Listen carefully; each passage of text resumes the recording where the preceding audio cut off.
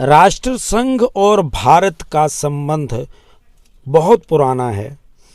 1944 यानी 1944 में Bharat founding members में से हैं। आज़ादी से पहले भी भारत ने जो डेक्लरेशन हुई थी उसमें यूनाइटेड नेशंस के वाशिंगटन में इस डेक्लरेशन में पार्टिसिपेट भी किया था कॉन्फ्रेंस में, और फाउंडिंग मेंबर के रूप में पार्टिसिपेट किया था। अप्रैल 25 से जून 26, 1944 को एक सैन फ्रांसिस्को में यूनाइटेड नेशंस कॉन्फ्रेंस हुई थी ऑन इंटरनेशनल ऑर्गेनाइजेशन, तो उसमें भी भारत ने आज़ादी से पहले पार्टिसिपेट किया था। भारत में राष्ट्र संघ यानी यूनाइटेड नेशंस का जो फील्ड वर्क है, नेटवर्क है, वो दुनिया में सबसे बड़ा है।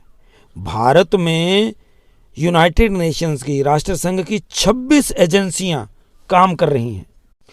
1946 में भारत पहला देश था दुनिया में जिसने दक्षिण अफ्रीका में जो रंग भेद के ऊपर आवाज़ उठाई, और साउथ अफ्रीका में जो ये एक तरह से शोषण हो रहा था रंग के आधार पर, उसके प्रति पूरी दुनिया को सचेत किया।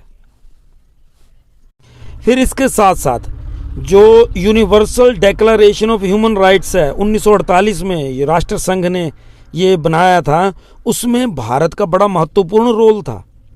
और आपको बताऊं कि राष्ट्र संघ में यूनाइटेड नेशंस जनरल असेंबली की जो पहली महिला अध्यक्ष थी वो भारतीय थी, विजय लक्ष्मी पंडित, 1953 में।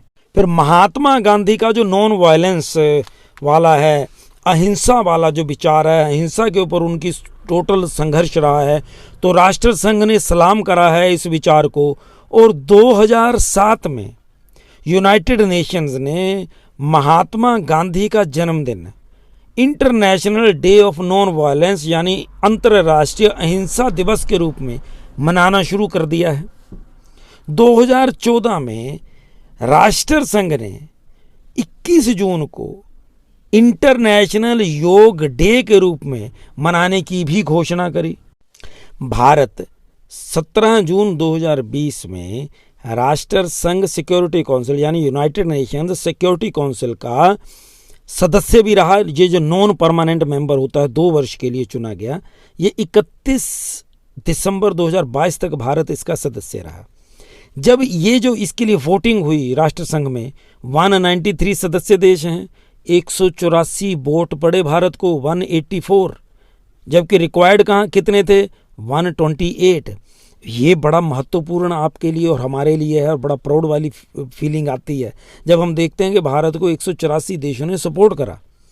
अब भारत 2022 के बाद, दिसंबर 22 के बाद इसका जो नॉन परमानेंट मेंबर नहीं रहा सिक्योरिटी काउंसिल का, उसका कारण है कि लगातार कोई भी देश ऐसे सदस्य नहीं रह सकता इसका, उसके लिए गैप होता है बीच में। अब भारत 2028-29 में नॉन परमानेंट मेंबर की टीम के लिए कोशिश कर सकता है, फिर से मेंबर चुना जाएगा, ये कन्फर्मेशन है।